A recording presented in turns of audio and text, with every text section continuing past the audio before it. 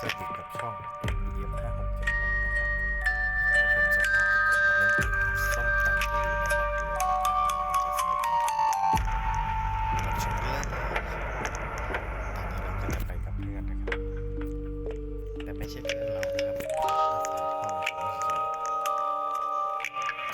องนี้ก็ไม่มีอะไรมากครับจะเป็นช่องธรรมดาแล้วก็เป็นช่องที่ไม่ค่อยจะพูดจาอะไรมากกดไลค์กดติดตามกดแชร์นะครับถ้าถูกใจคลิปวิดีโอแล้วเราจะสร้างวิดีโอใหม่ๆให้คุณรับชมได้ดี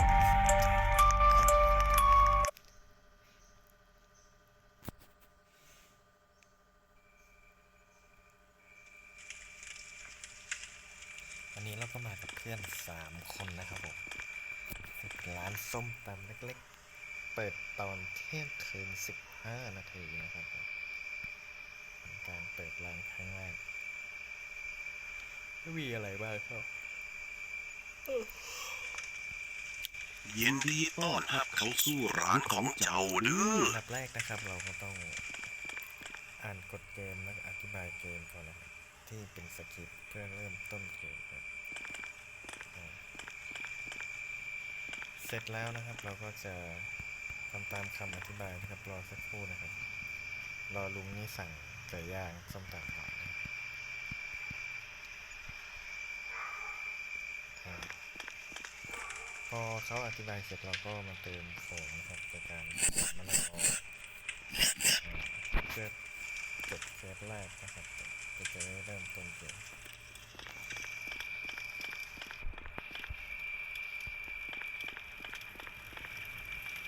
รอไก่สุกสักครู่นะครับไก่สุกแล้วเราก็เก็บนะ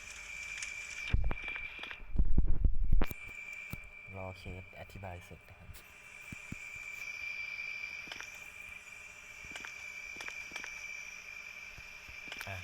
เคสอธิบายเสร็จแล้วก็ตำส้มแล้วก็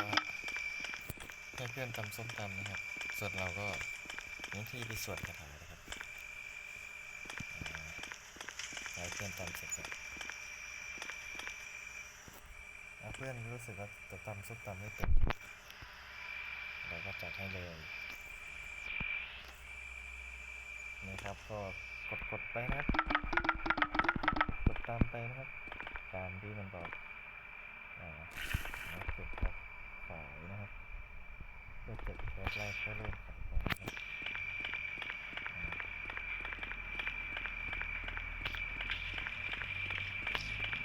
รอลุงอธิบายเสร็จนะครับจะจบเคสนะโมตัสสะภะคะวะโตอะระหะโตสัมมาสัมพุทธัสสะ เจอผีแล้วนะ นะโมตัสสะ ให้เราไปหลบในโอ่งนะครับถ้าเราเจอ นะโมตัสสะภะคะวะโตอะระหะโต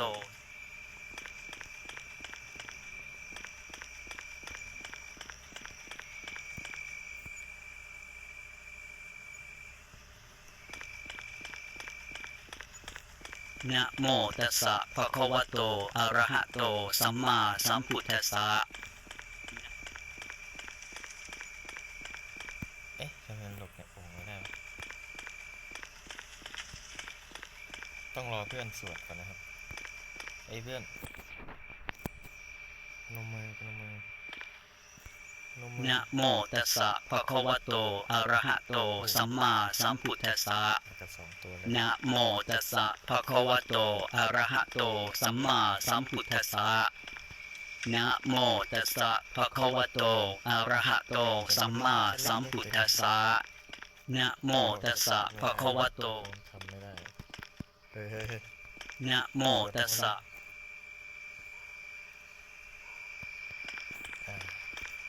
นะโมตัสสะภะคะวะโตอะระหะโตสัมมารอลุงอธิบายเสร็จนะครับเราก็เสร็จเคสนี้แล้ว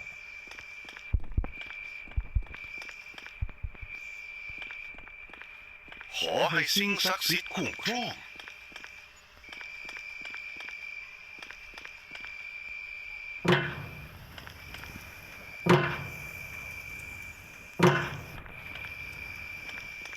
ออกมาได้แล้วเพื่อน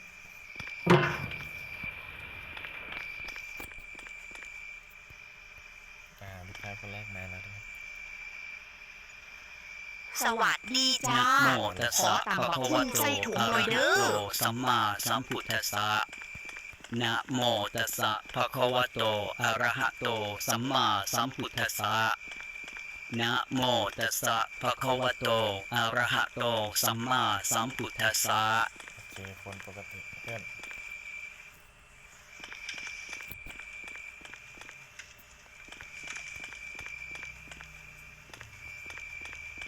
รู้สึกว่าจากผู้มาเนี่ยอันนี้ไม่มีใครเล่นเป็นเลยนะครับ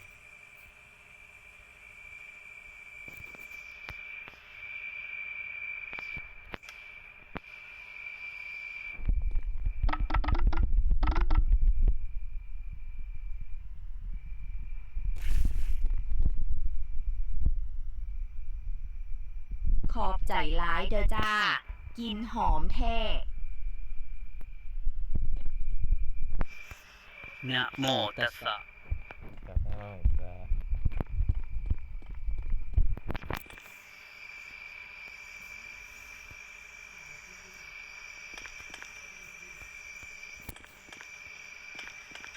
สวัสดีครับร้านส้มตำครับผม สวัสดีเด้อพี่น้องมื้อนี้ขอตำบักหุ่งจักถุงนี่ อ่าได้ นะโมตัสสะภะคะวะโตอะระหะโตสัมมาสัมพุทธัสสะนะโมตัสสะ มีหัวมีหัวใจ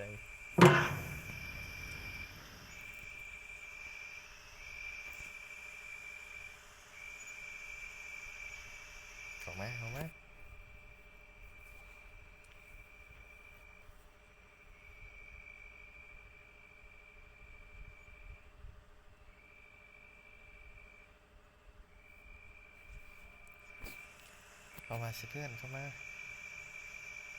รู้ว่าเกมนี้ต้องเล่นกับเพื่อนนะครับ เพราะว่าเราไม่สามารถสื่อสารกันได้เอ้าถ่ายเขาสิ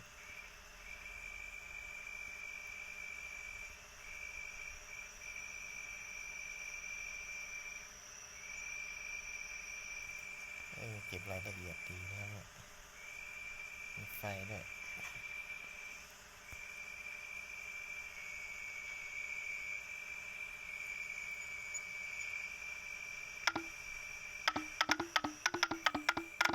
รู้สึกว่าเพื่อนคนนี้เขาจะหัดเล่น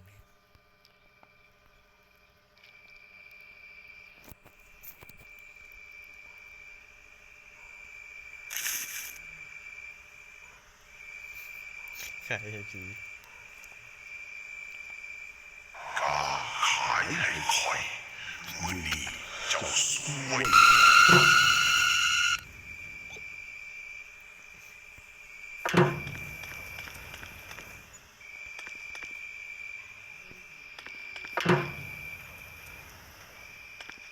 โอ้ยหิวไหลเลยครับ นะ ขอ โม ทำ ตัส เสีย สะ บๆ ภะ จัก คะ ถุ วะ ง โต เด้อ อะระหะโตสัมมาสัมพุทธัสสะนะ คนขาย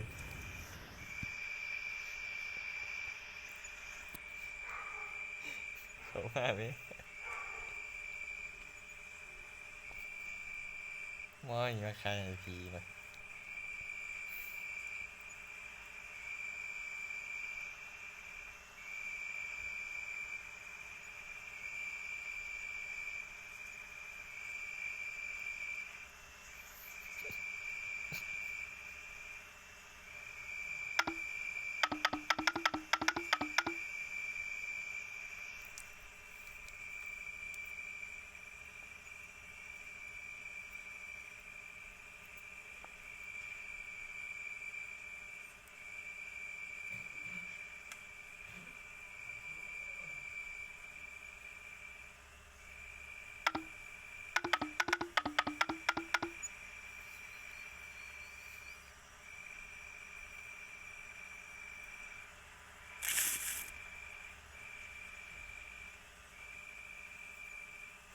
แซ่บหลายแต่เจ้าหน้าสิเบิ่งหน้าคอยให้ดีกว่านี้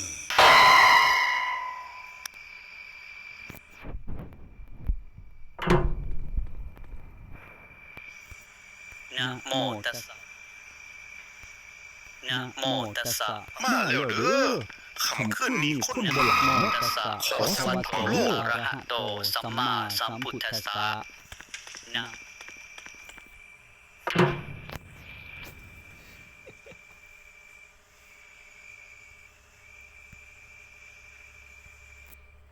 รัฐนี้มีแต่ผี เอากดออกได้ปะวันกดออกได้ปะ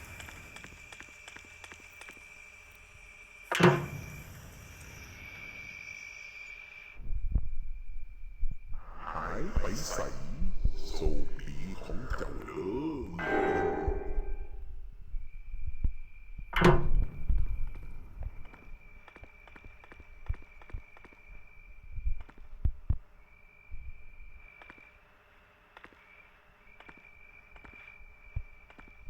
โอ้ยหิวหลายเลยครับ ขอต่ำเสียวๆจะถึงเด้อ นะโมตัสสะภะคะวะโตอะระหะโตสัมมาสัมพุทธัสสะนะโมตัสสะภะคะวะโตอะระหะโตสัมมาสัมพุทธัสสะนะโมตัสสะภะคะวะโตอะระหะโตสัมมาสัมพุทธัสสะนะโมตัสสะภะคะวะโตอะระหะโตสัมมาสัมพุทธัสสะ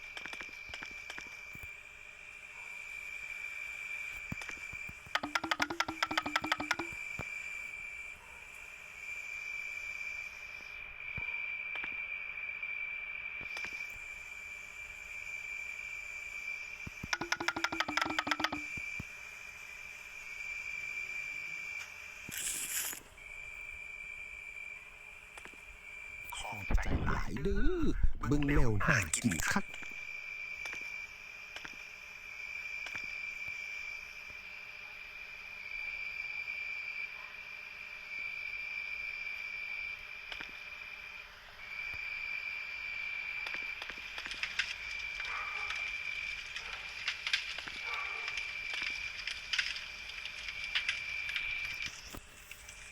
มาแล้วเด้อคำขึ้นนี้คนโบราณเนาะขอสั่งต่ำโลด นะโมตัสสะภะคะวะโตอะระหะโตสัมมาสัมพุทธัสสะนะโมตัสสะภะคะวะโตอะระหะโตสัมมาสัม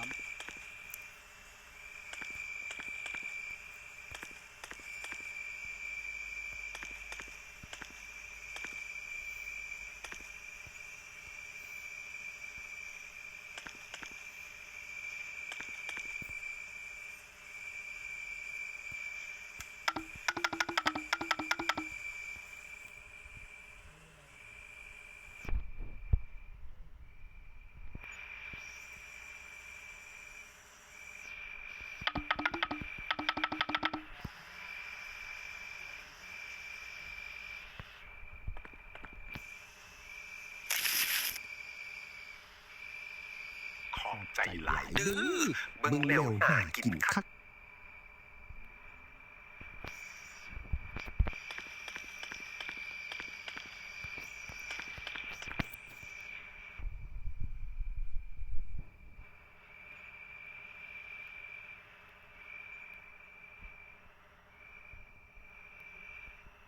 สวัสดีเด้อพี่น้องมื้อนี้ขอตำบักฮุงจักถุงนี้ นะโมตัสสะภะคะวะโตอะระหะโต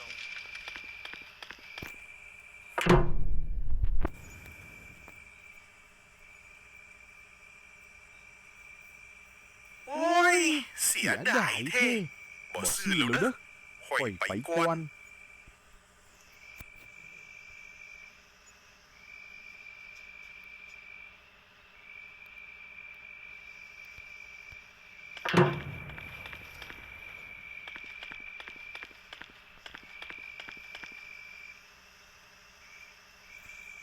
นะโมตัสสะภะคะวะโตอะระหะโตสัมมาสัมพุทธัสสะ แซ่บๆ นะโมตัสสะภะคะวะ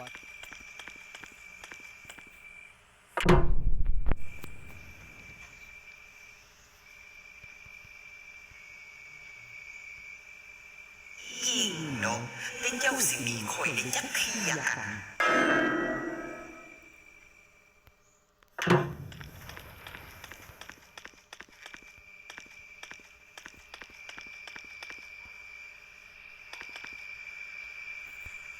นะโมตัสสะภะคะวะโต Hi อะ there. ระหะโต สัม So มาสัม much พุท about ธัส Thai สะ Tom Tom. I'm นะ so โมตัส excited. สะ กำลังคิดเรา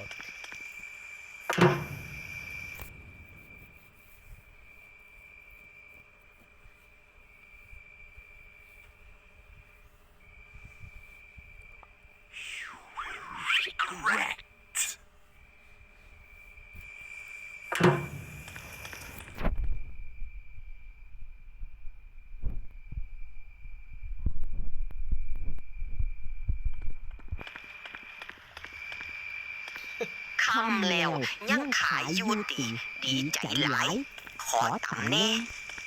นะโมตัสสะภะคะวะโต อะระหะโต สัมมาสัมพุทธัสสะนะโมตัสสะภะคะวะโต อะระหะโต สัมมาสัมพุทธัสสะนะโมตัสสะภะคะวะโต อะระหะโต สัมมาสัมพุทธัสสะนะโมตัสสะภะคะวะโต อะระหะโต สัมมาสัมพุทธัสสะนะโมตัสสะภะคะวะโต อะระหะโต สัมมาสัมพุทธัสสะนะโมตัสสะภะคะวะโต อะระหะโต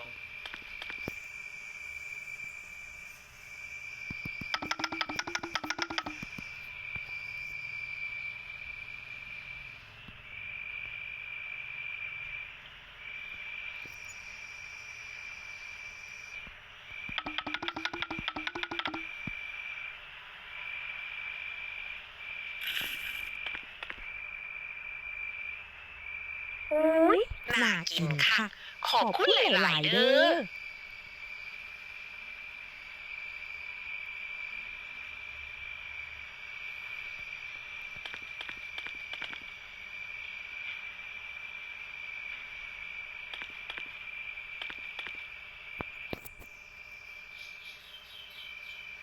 คำแล้วยังขายอยู่ติดี นะ ใจ โม หลาย ตัสสะ ข ภะ อ คะวะ ตำ โต แน่ อะระหะโต สัมมาสัมพุทธัสสะนะโมตัสสะภะคะวะโต อะระหะโต สัมมาสัมพุทธัสสะนะโมตัสสะภะคะวะโต อะระหะโต สัมมาสัมพุทธัสสะนะโมตัสสะภะคะวะโต อะระหะโต สัมมาสัมพุทธัสสะนะโมตัสสะภะคะวะโต อะระหะโต สัมมาสัมพุทธัสสะนะโมตัสสะภะคะวะโต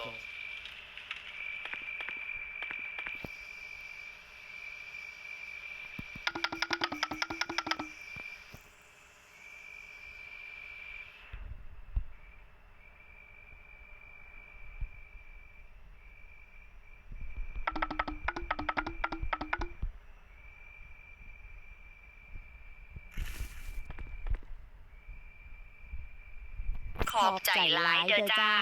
กินหอมแท้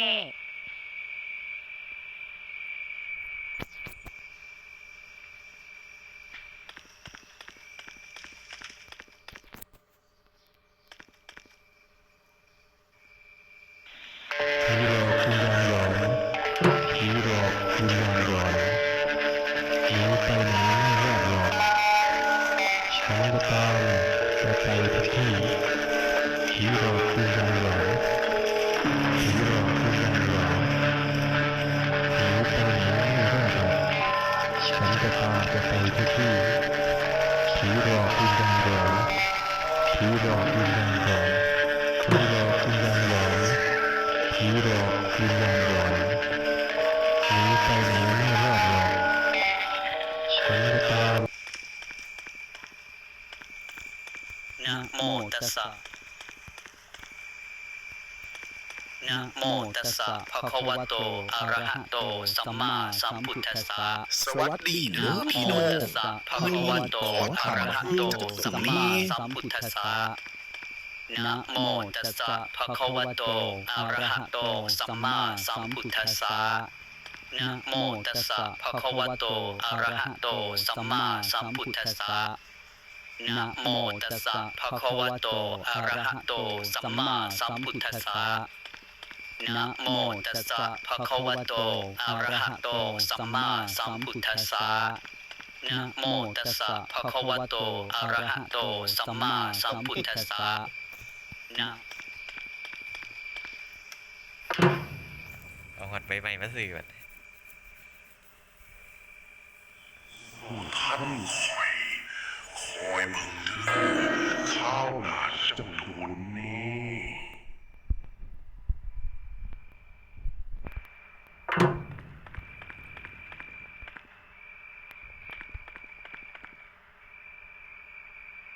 อุ๊ย มาพอดีเลย ขอตามแซ่บๆจาก ภะ ผม คะ จ้ะ วะโตอะระหะโตสัมมาสัมพุทธัสสะ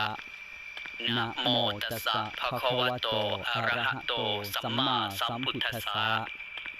นะโมตัสสะภะคะวะโตอะระหะโตสัมมาสัมพุทธัสสะนะโมตัสสะภะคะวะโตอะระหะโตสัมมาสัมพุทธัสสะนะโมตัสสะภะคะวะโตอะระหะโตสัมมาสัมพุทธัสสะนะโมตัสสะภะคะวะโตอะระหะโตสัมมาสัมพุทธัสสะนะโมตัสสะภะคะวะโตอะระหะโตสัมมาสัมพุทธัสสะ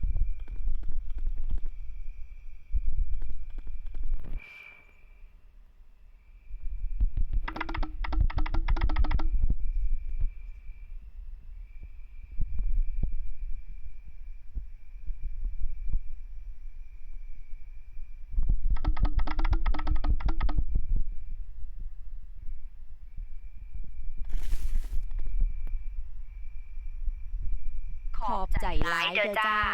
กินหอมแท้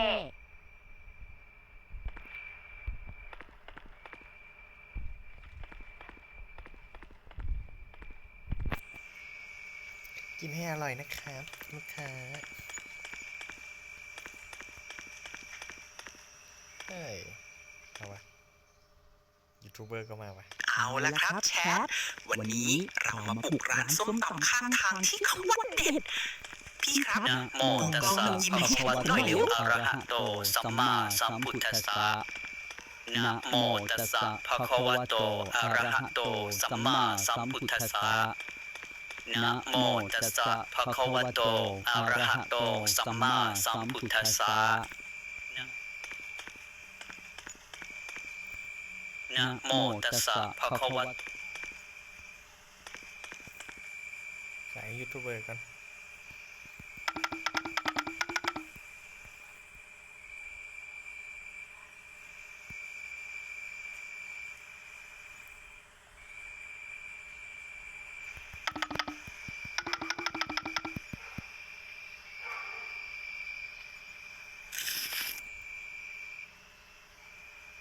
โหแชทดูสีดิ แป๊บนะพี่ ขอถ่ายปกคลิปแป๊บ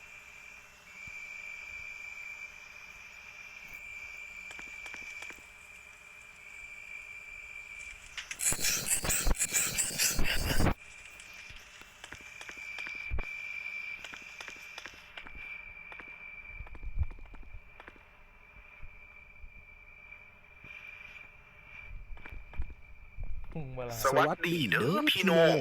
มื้อนี้ขอตำบักหุ่งจักถุงนี้ นะโมตัสสะภะคะวะโตอะระหะโตสัมมาสัมพุทธัสสะนะโมตัสสะภะคะวะโตอะระหะโตสัมมาสัมพุทธัสสะนะโมตัสสะภะคะวะโตอะระหะโตสัมมาสัมพุทธัสสะนะโมตัสสะภะคะวะโตอะระหะโตสัมมาสัมพุทธัสสะนะโมตัสสะภะคะวะโตอะระหะโตสัมมาสัมพุทธัสสะนะโมตัสสะ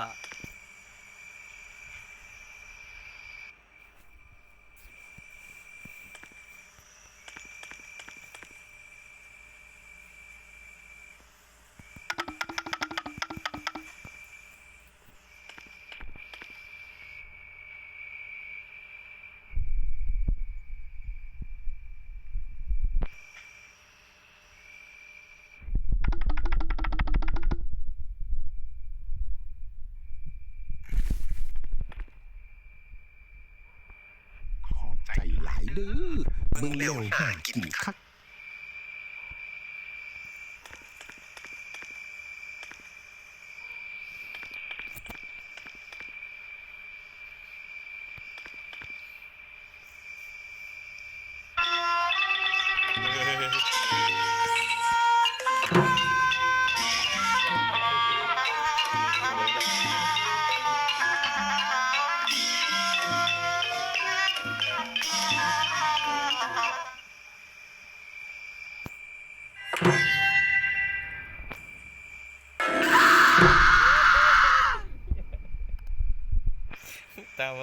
ได้องค์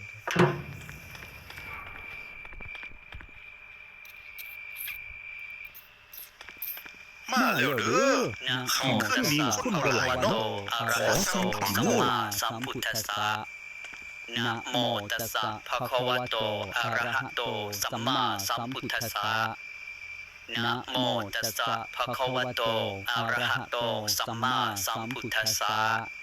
นะโมตัสสะภะคะวะโตอะระหะโตสัมมาสัมพุทธัสสะนะโมตัสสะภะคะวะโตอะระหะโตสัมมาสัมพุทธัสสะนะโมตัสสะภะคะวะโตอะระหะโตสัมมาสัม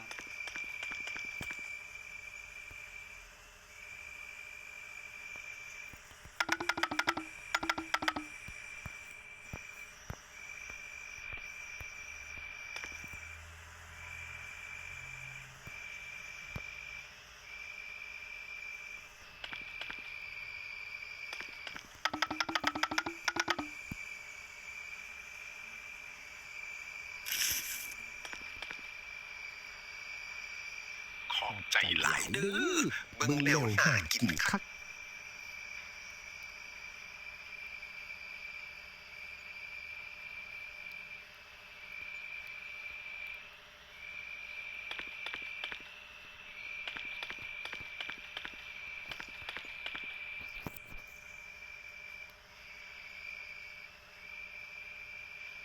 มาเร็วเด้อ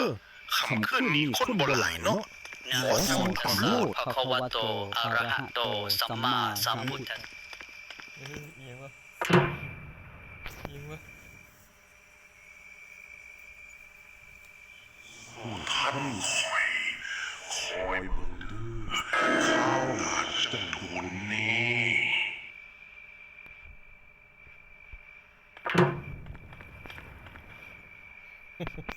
มีกินกรด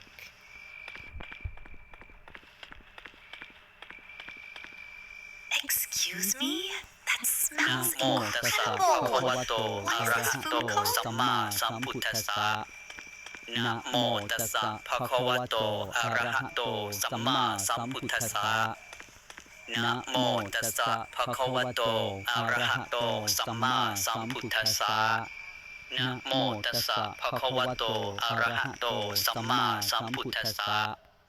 นะโมตัสสะภะคะวะโตอะระหะโตสัมมาสัมพุทธัสสะนะโมตัสสะภะคะวะโตอะระหะโตสัมมาสัมพุทธัสสะนะโมตัสสะภะคะวะโตอะระหะโตสัมมาสัมพุทธัสสะนะโมตัสสะภะคะวะโตอะระหะโตสัมมา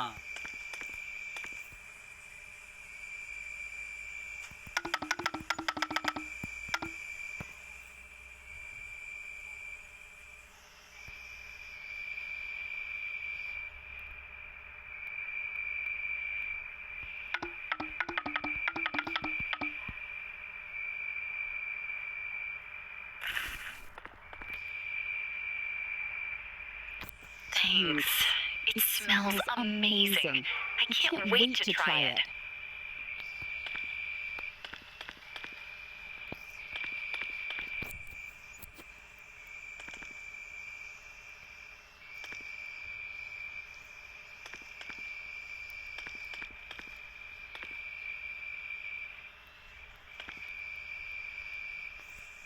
นะโมตัสสะภะคะวะโตอะระหะโตสัมมาสัมพุทธัสสะนะโมตัสสะภะคะวะโตอะระหะ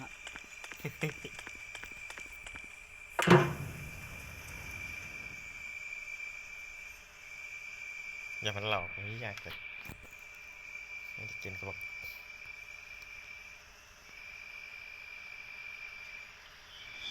ท่านคอยเบิ่งเด้อข้าวหลาดจังทุนนี้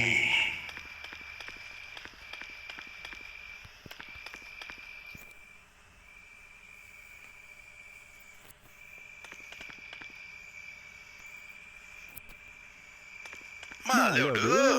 คำขึ้นนี้คนบ่หลาย นะโม เนาะ ตัสสะภะคะวะโตอะระหะโตสัมมาสัมพุทธัสสะ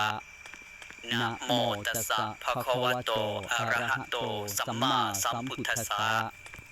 นะโมตัสสะภะคะวะโตอะระหะโตสัมมาสัมพุทธัสสะนะโมตัสสะภะคะวะโตอะระหะโตสัมมาสัมพุทธัสสะนะโมตัสสะภะคะวะโตอะระหะโตสัมมาสัมพุทธัสสะ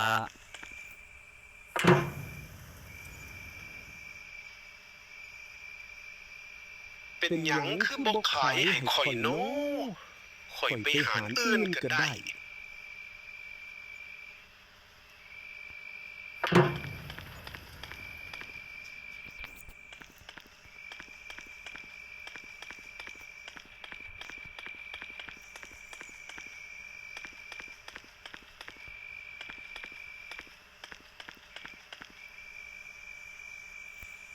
นะโมตัสสะภะคะวะโตอะระหะโตสัมมาสัมพุทธัสสะ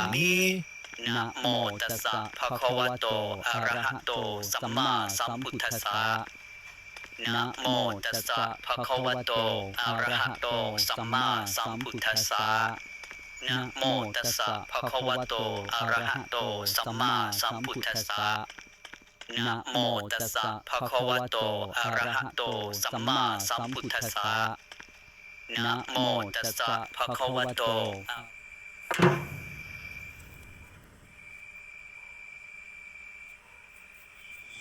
ท่านคอยมึงเด้อข้าวหนาจะโดนแน่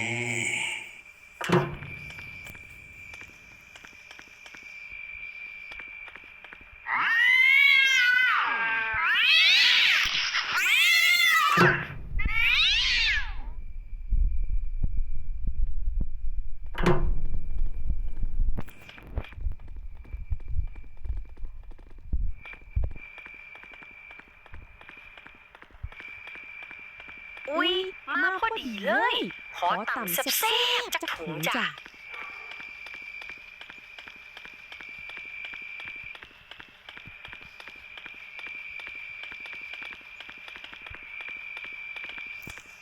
นะโมตัสสะภะคะวะโตอะระหะโตสัมมาสัมพุทธัสสะ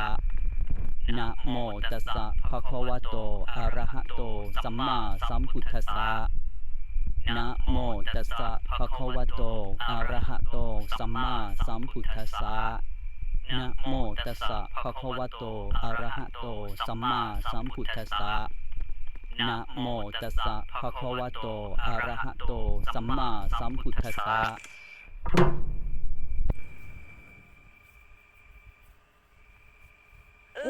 บ่มีขายกะเหลียวเต้ข่อยไปซื้อบ่อนอื่นเด้อ มีรถ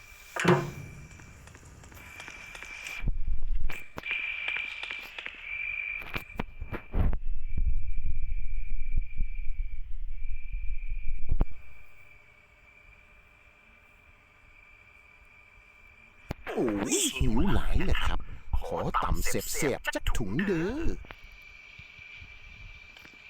นะโมตัสสะภะคะวะโตอะระหะโตสัมมาสัมพุทธัสสะนะโมตัสสะภะคะวะโตอะระหะโตสัมมาสัมพุทธัสสะนะโมตัสสะภะคะวะโตอะระหะโตสัมมาสัมพุทธัสสะนะโมตัสสะภะคะวะโตอะระหะโตสัมมาสัมพุทธัสสะนะโมตัสสะภะคะวะโตอะระหะโตสัมมาสัมพุทธัสสะนะโมตัสสะภะคะวะโตอะระหะโตสัมมาสัมพุทธัสสะนะโมตัสสะภะคะวะโตอะระหะโตสัมมา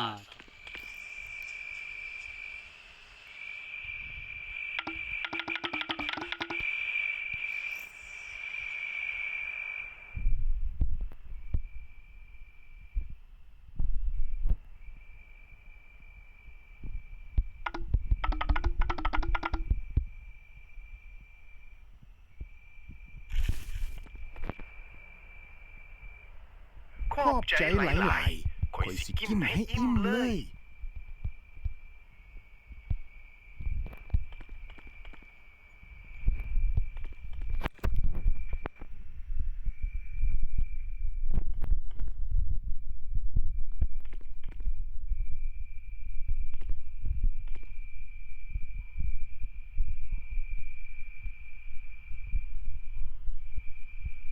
สิสาอยู่เฮ็ดหยังเฝ้ามาฟ้อนกันเร็วๆ